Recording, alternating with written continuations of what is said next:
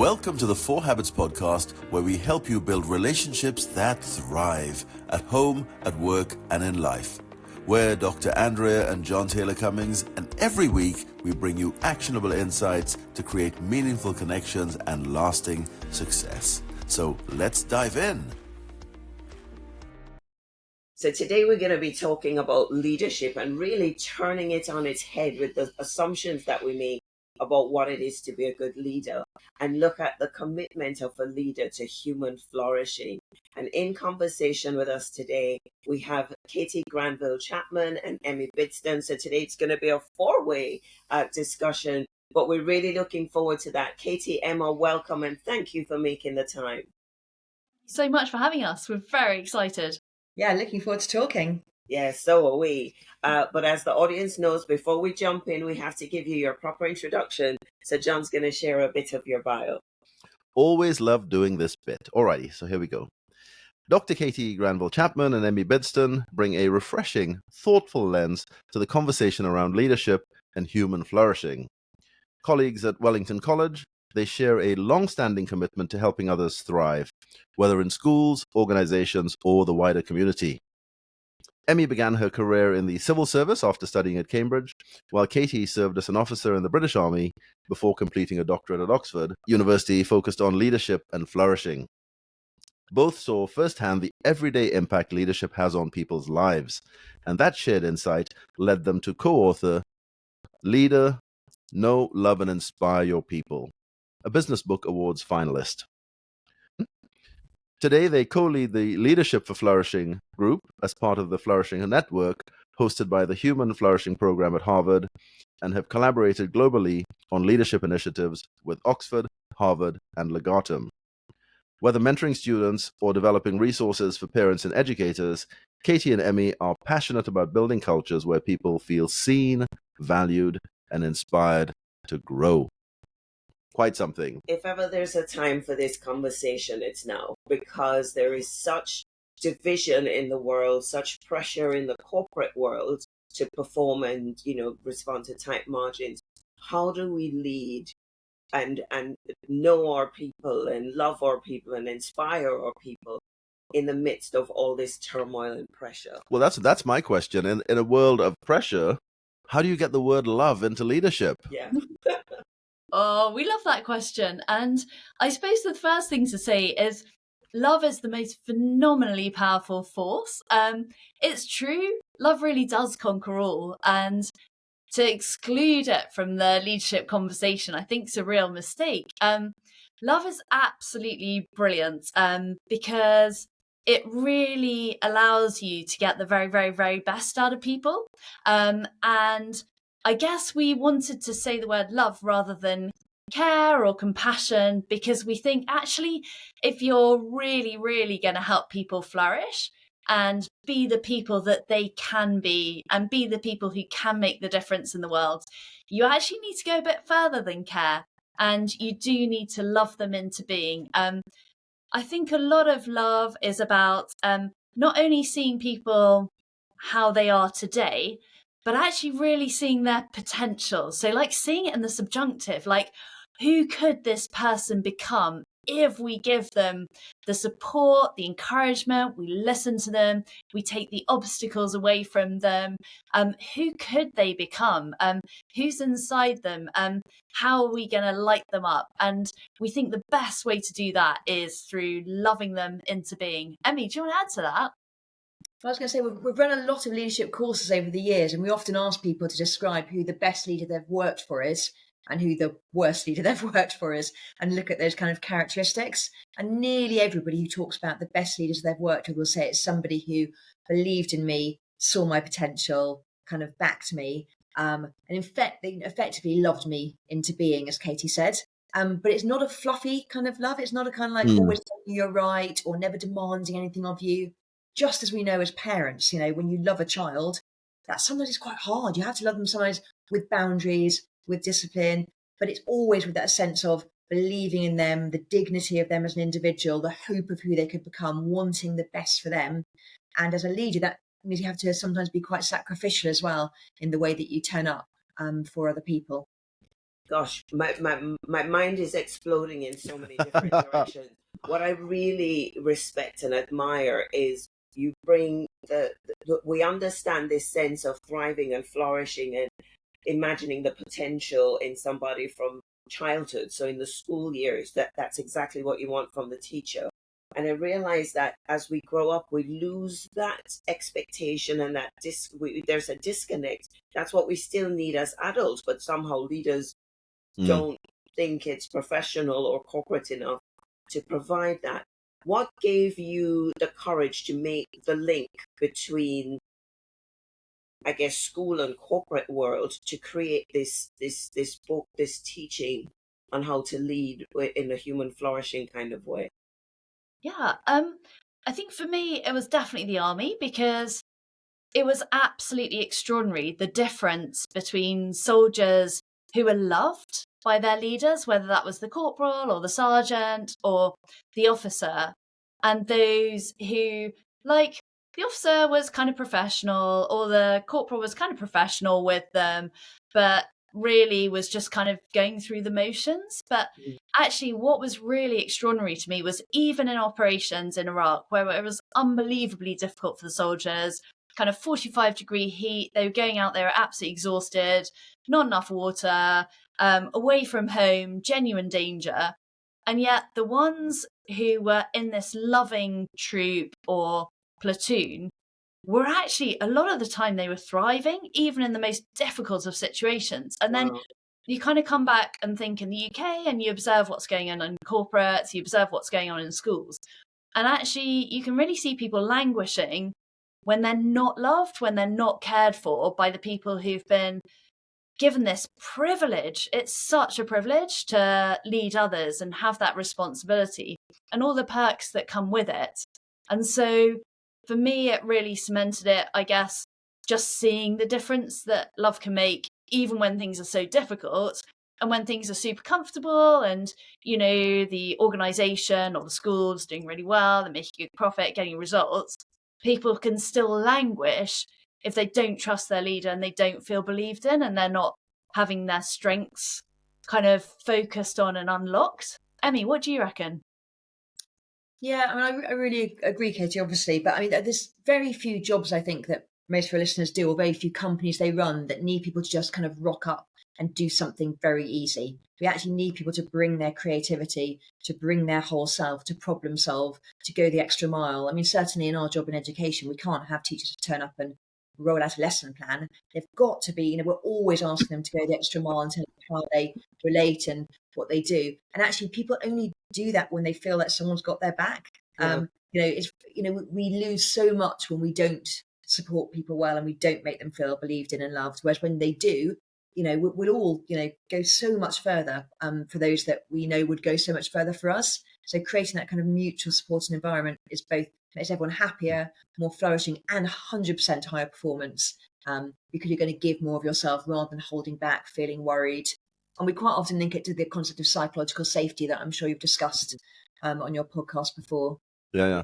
I mean, I'm hearing, and maybe it's the military background in Katie as well, I'm definitely hearing the tough love piece there. So this, as you said, I think Emmy used the language, this is not fluffy love.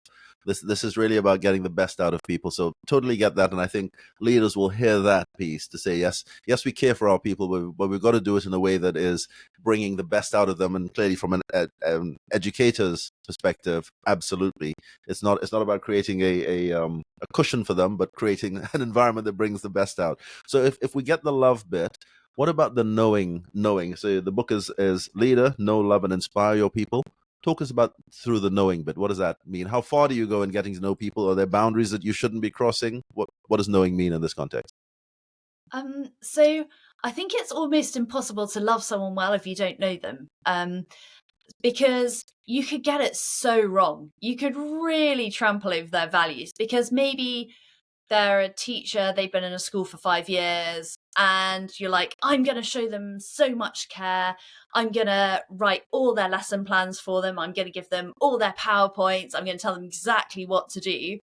And for a brand new super stressed teacher or someone who's just coming off a family crisis, that might be the kindest, most loving thing you could possibly do. Whereas for a teacher who's been in it for 5 years, really values creativity, loves autonomy and freedom, that would be absolutely crushing to them.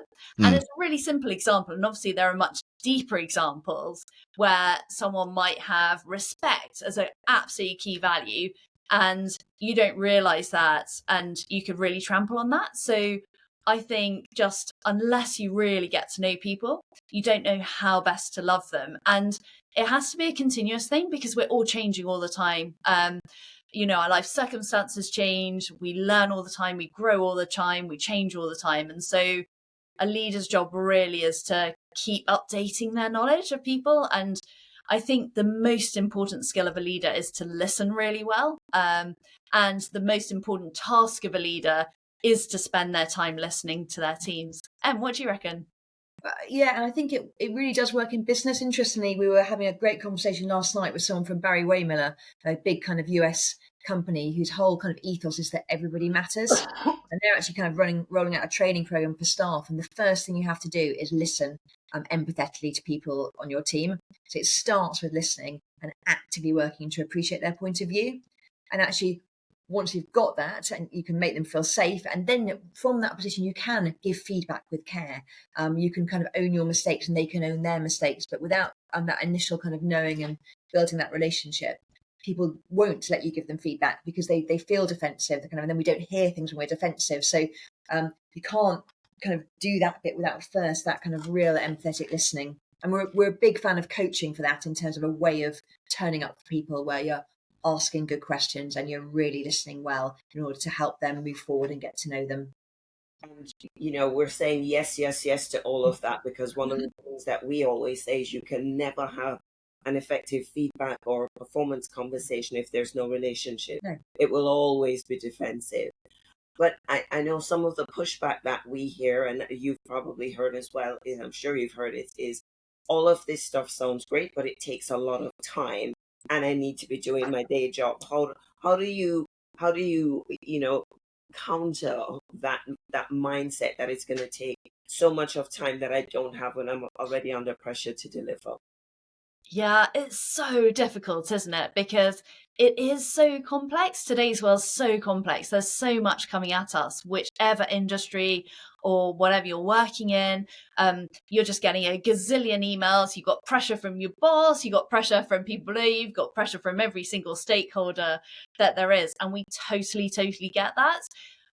And there's nothing more important or nothing more impactful that you could be doing than listening and really caring for people, because when you do that, you unlock their potential, and actually everybody can achieve more in the same time. And it's really interesting because two great, in fact, we could give you hundreds, but our favorite examples of this are obviously Barry Waymiller, as Emmie said. Their profits are absolutely through the roof. They would blow your mind how much money they're making each year. So look up how much money Barry Waymiller are making. And yet they are investing so much time and so much money in this ethic of care and training people up, and actually having it as a definite expectation that if you are lucky enough to have a leadership position, or even if you don't have a leadership position, you have to look after each other. You have to listen to each other. And yet they're doing absolutely brilliantly. And Emmie, maybe you want to talk about Sir John Timpson and Timpsons. Oh, we had an amazing conference with Sir John Timpson, who set up the Timpson Group here in the UK, which do kind of key cutting and shoes and things. And he's really turned leadership upside down, and kind of at one point he turned up and he literally flipped the organisational chart and said, the people who are selling stuff in the shops, they are the top. Everyone here underneath is here to support you. Wow. There's done all these kind of initiatives to make people feel valued. A lot of it is giving them a load of autonomy with very few rules, being like, actually, we trust you, we believe in you, just put the money in the till and love the customers. But also kind of like just real highlights, having like things like Make-A-Wish Day, where like people's wishes can come true, and buying holiday homes so people can have holidays who couldn't afford it from his group, and just really kind of caring for the whole people. So I know, again, they've been really successful, and they're amazing to kind of listen to what they've been doing. But I think your listeners, we all get this, don't we? We know, we look at things like, the health service, and we know that we're spending, billions of pounds because we haven't done the preventative work first. If we actually tackled kind of, Mhm. everything from exercise to, healthy eating to loneliness, we wouldn't end up having to spend so much at the end. So we know it doesn't work to just kind of run around tackling problems and not do the bit at the beginning that actually prevents them getting there in the first place. We know it with our own lives, don't we? That Yeah. kind of eating junk food because it's quick, it isn't actually going to help in the long term. It's worth the investment. And we know that, people getting stressed at work and then going off sick, we have a big issue with inactivity in the UK. That's hugely costly. So although it feels like a cost to invest now, it definitely does pay off in the long run. And we know that if we think about it, the challenge is kind of day to day when we're busy. How do we remind ourselves of that? And I've had this week, I've had a really busy week, and I suddenly had to catch myself and go, hold on, you haven't touched base with your team properly. You don't know actually how that person's doing this week. And that is more important. It doesn't feel like it. The urgent emails feel more important. But actually, I heard a story about somebody else who wasn't flourishing somewhere. And I was like, oh, that, if I let that happen to my team, that would be so awful. I've got to remember what's important. I've got to come back to that and not let myself get caught up in the whirlwind of urgent demands. I think that is so important, especially for now. I think people have become, employees have become far more aware of their own values and what's important to them post-COVID, and expecting better from the organization that they work with. But for leaders, this demands a real sense of groundedness in them.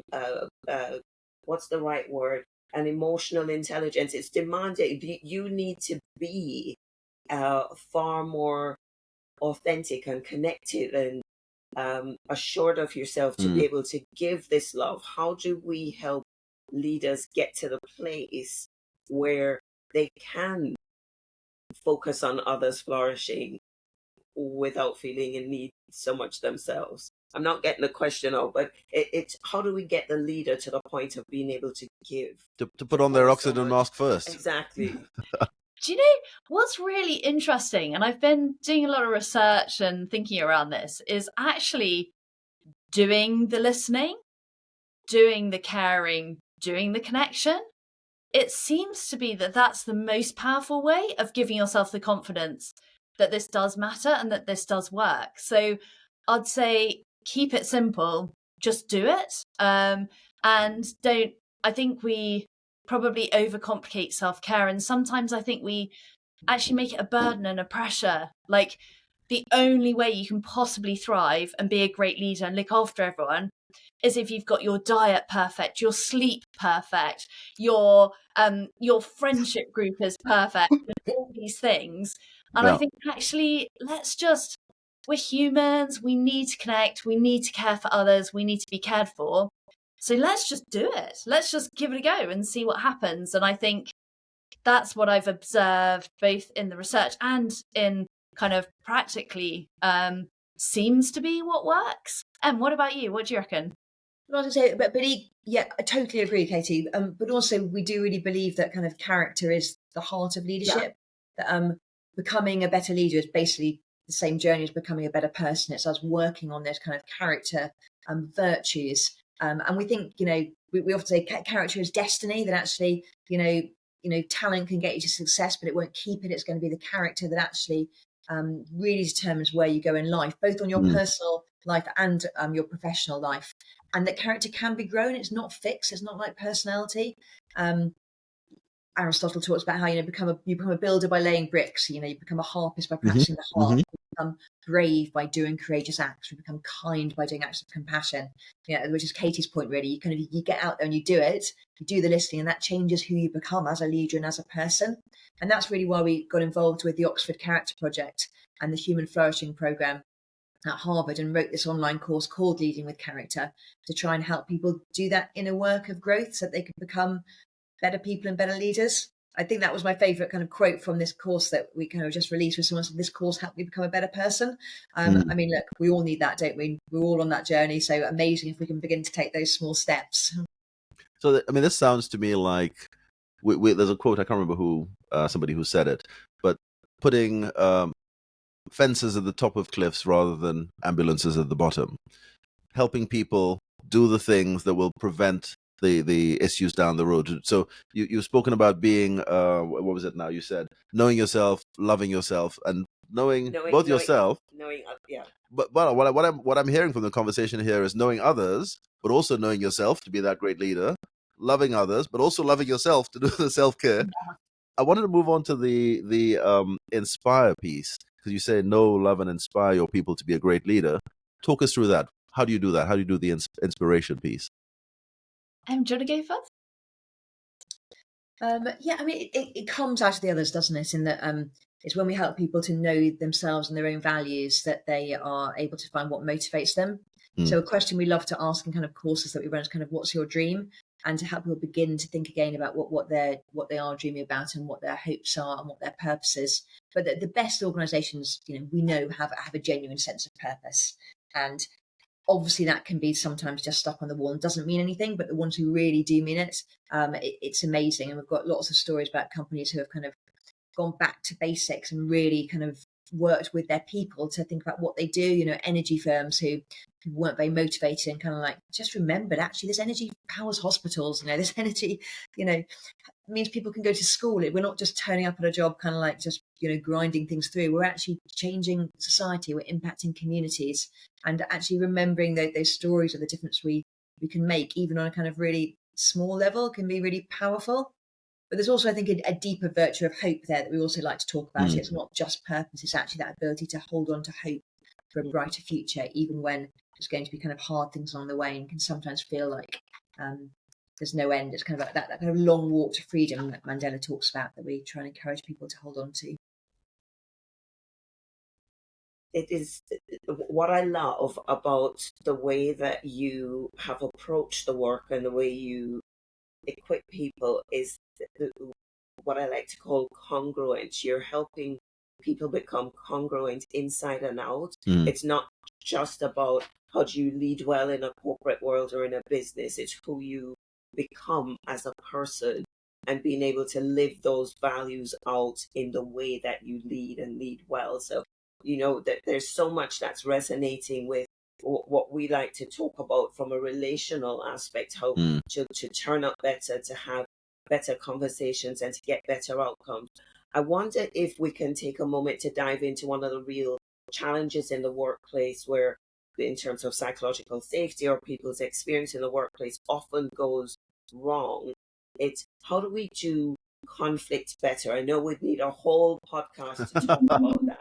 But from this approach of knowing people well, loving better, inspiring people, modeling this new compassionate approach or human flourishing approach to leadership, what insights or quick pointers do you have to share about when conflict happens, how you deal with it?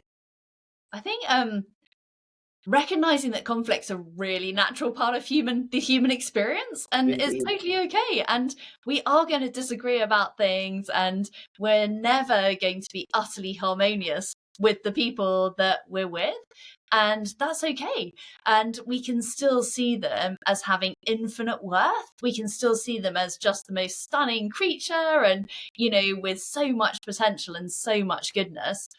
And we're disagreeing about something. So I think if we can really, really build the listening, build the trust, build the care, help people know that we care what their strengths are and we want to build on those strengths, then actually when you do have a disagreement or conflict, which is pretty much inevitable, especially when everyone gets tired and there's pressure, or the kids are playing up and are refusing to go to school or something hideous like that, you're way more vulnerable, or you haven't been sleeping for whatever reason, much more vulnerable to conflict and being kind of frustrated or irritated by situations and people.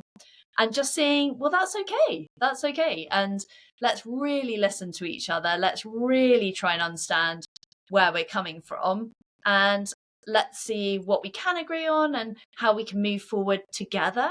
And I love this idea of like sitting next to the person that you're having a conflict with and putting the issue kind of over there. And then we look at the issue together next to each other. And then we tackle the issue as a team, bringing our own strengths to it and our own values and perspectives to the issue and kind of working that way. What about you? No, I totally agree, Katie. Partly it's remembering how we're showing up to that conversation. Often, we run a course sometimes called, tough conversations, and it can be very easy to turn up wanting to defend our own position, wanting to assert our own authority, wanting to prove that kind of like we're in control. And so to actually deal with our own heart first as we turn up, so that we're actually wanting the best for this person. I think, as Katie said, to sit alongside them, if you can, just not me against you. It's us looking at this problem and saying, okay, this is going on, something's not working. Together, how can we do it? I think looking out for values clashes. Sometimes, there's a value underneath that's been trampled on. So whether Katie cares about autonomy and I care about loyalty, and somehow that's kind of come into conflict, and that's what's kind of, causing an issue. And actually, interestingly, some of my best conversations in my current job that has quite a lot of difficult conversations. Some of my best conversations have been difficult ones. They start difficult, but actually, because you're actually more honest sometimes in that moment, because people's emotions are raised, sometimes you actually get to know each other better, and sometimes it brings out something that actually really needs to be brought out, and actually then things change for the better. So I think to not be scared of them, and to know that sometimes these are the tipping points that can actually be the most powerful ones. Right. And if you do have them well, it allows other people to then also have good conversations with you, to bring up difficult things with you, to be able to be honest, and it creates that psychological safety when done well. There is no psychological safety without some slightly difficult conversations when people call you out or you call them out, and when you're not defensive about it. Yeah, absolutely. Otherwise, we're all just being nice and not really talking about the things that matter. And I love the point that you bring values, the values conversation into it, because I think quite often those are the things that never get spoken about, and people quietly disengage because you've trampled all over the values without even knowing it. Sorry, I keep jumping. I'm just so excited about what we're talking about. I keep jumping on. I just wanted to see if you had any practical examples of that side-by-side conversation working, where there's an issue and people actually come alongside. How does it work? Do they sit down? Do they sit down with a piece of paper and I write down how I see it, you write? How does that piece work in practical terms? When emotions are really exactly. Do you want to give an example from recently? Because you've had some really, really powerful conversations, I think. Oh, yeah. So I'm not on the spot. I'm going to have to think of one. Sorry. No, not at all. Do you know, I haven't, if I'm honest, I haven't gone in there with a specific format for it. I have just gone in and tried to really listen, really believe in the person, and try and create a psychologically safe environment for them, to be honest. So I definitely did trample on someone's values kind of accidentally, like last week, because there was a situation that they hadn't dealt with correctly. I was a little bit cross about it, if I'm honest, because I was worried about other people getting hurt because of what happened. So I expressed my disappointment, in a way that, and then afterwards, one that was able to say, actually, I felt really hard done by that, and I was really glad they could come back to me and say that, because it then allowed us to actually have a better conversation, and for me to be able to go, actually, do you know what? In the moment, this is why I felt quite strongly about it. This is the value that had been crossed for me, and why I was worried about it. But I can now see that from your perspective, that hadn't been your intention, and why you felt hard done by. Talk to me, and it did end up being a good turning point in our relationship in the end. But it wasn't that I went in actually with a format for how to do it. Right. But you said some really powerful and insightful things there, going in believing that you're going to sort it out. Whatever comes up, you can work your way through it, because they're valuable and the relationship that you have together is valuable, which is a really important container for the conversation.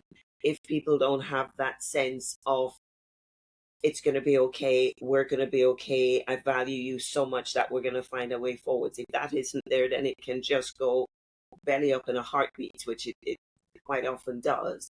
And the fact that they were able to come back to you and say, that didn't go so well, can we talk about that bit? That's really significant as well. Well, it speaks to the psychological safety of the environment. It does. Be able to do that.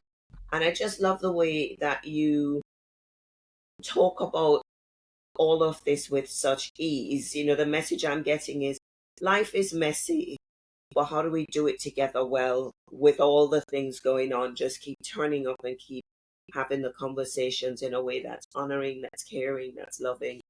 If only we could all get better at that, right? Which brings us neatly on to one of the tools to help us get better at that is your book, Tell us about the book, and you were finalists with one of the book awards. I've been reading it. I'm 2/3 of the way through, and just so many insights and practical applications as well of how to know, love, and inspire people. But tell us about the book. Maybe a bit of the journey in writing it, the key messages, the thought that you want to leave people with in writing the book, all that good stuff. Go for it, Katie. Oh, thank you so much.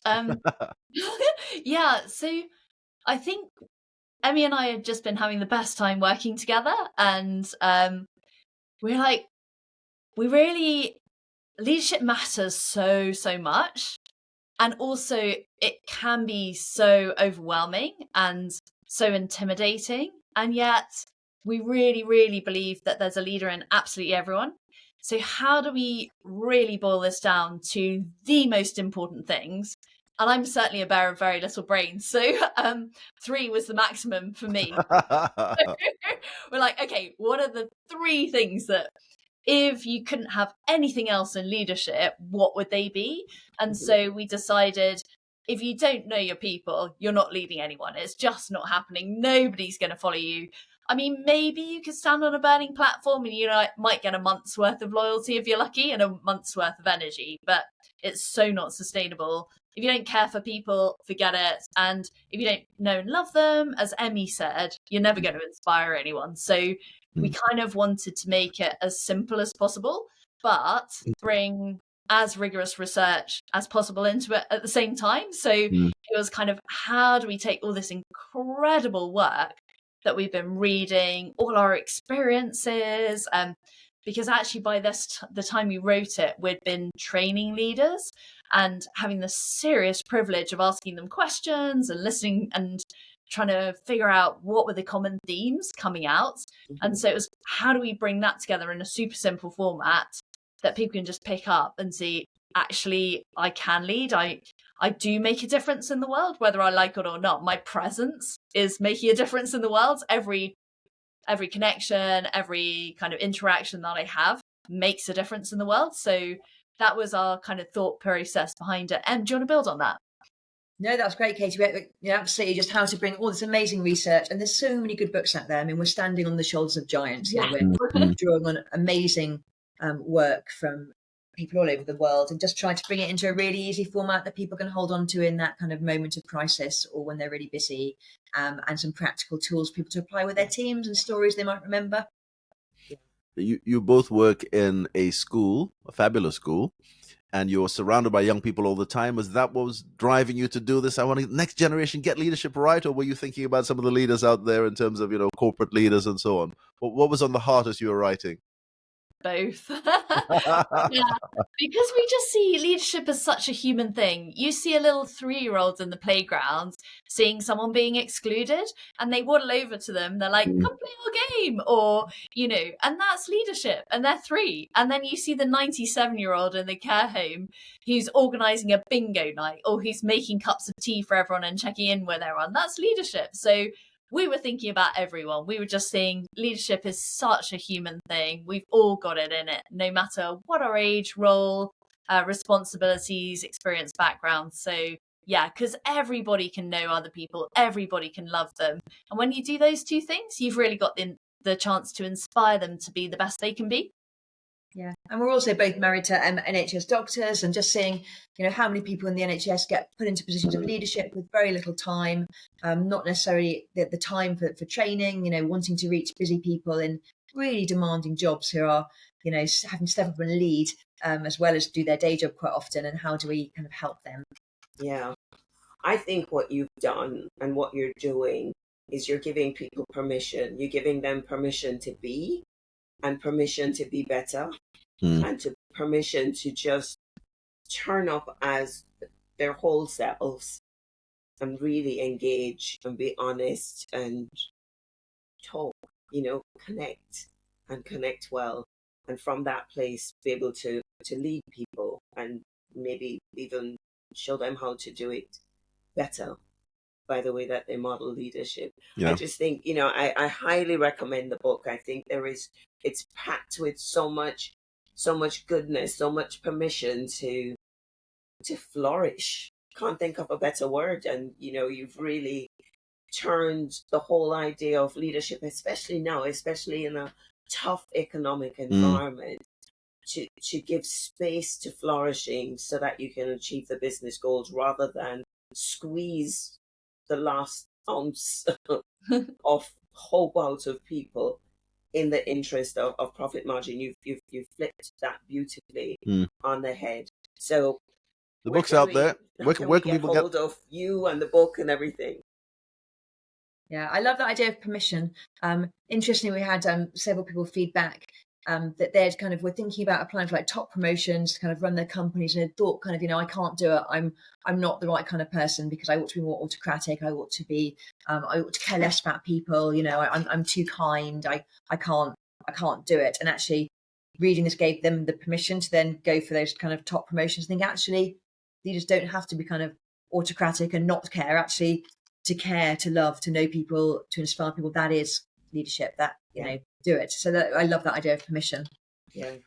I'm guessing people can find the book. Is it an Amazon thing, or where just out there, wherever you can find good books? Yeah, it's on Amazon. Leader, but also you recently launched an online course, if I'm not mistaken.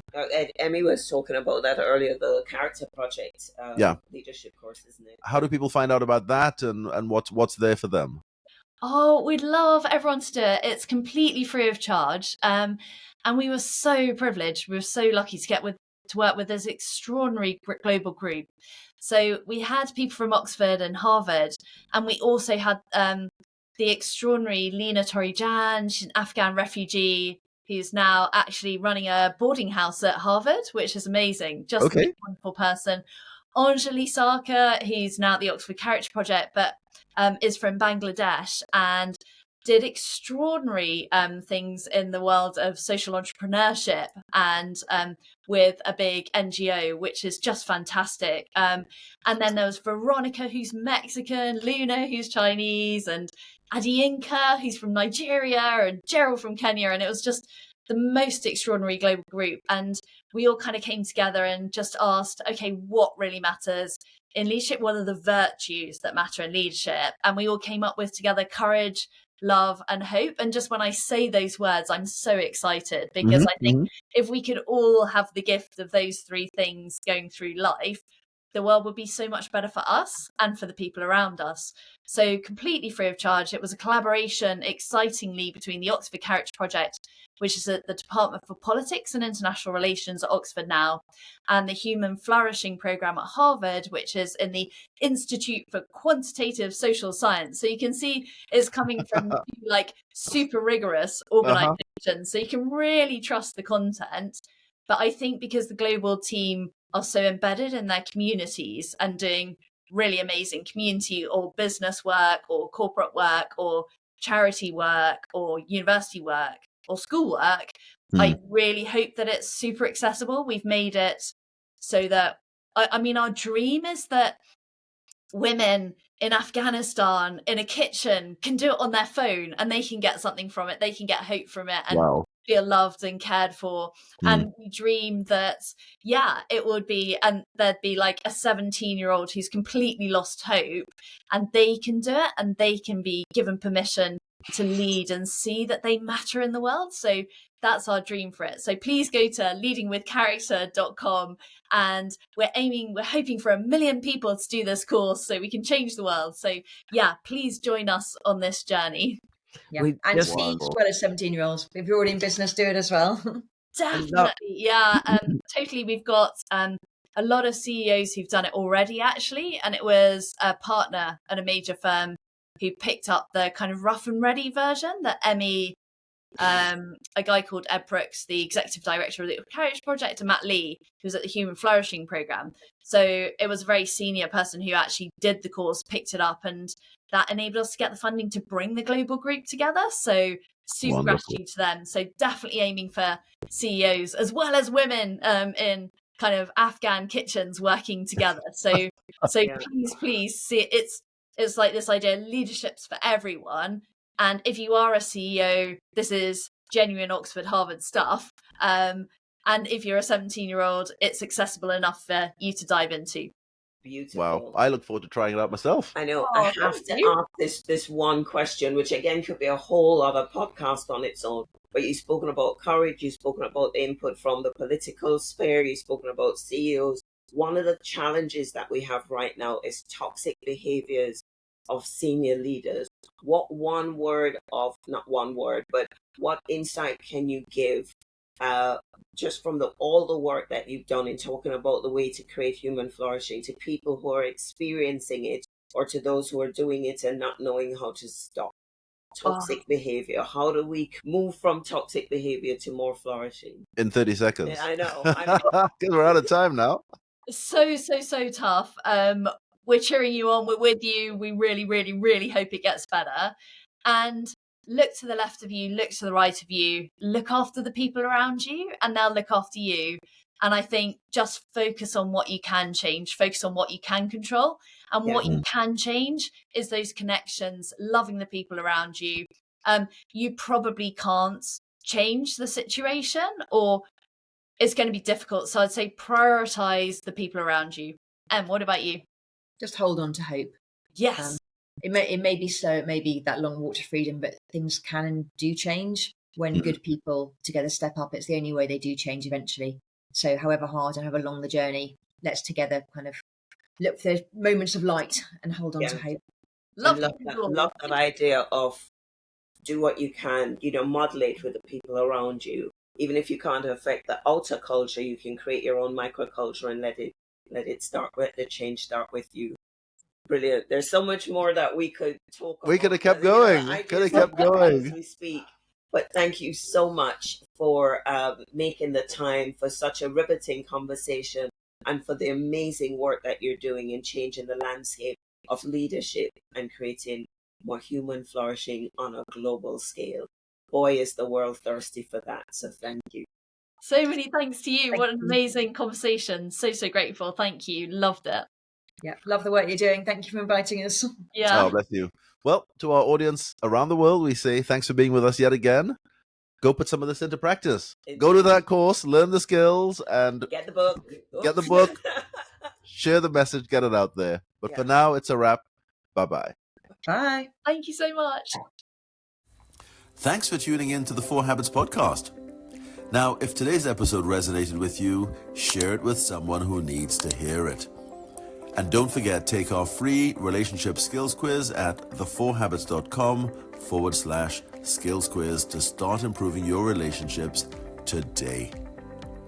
Hit subscribe and we'll see you next time.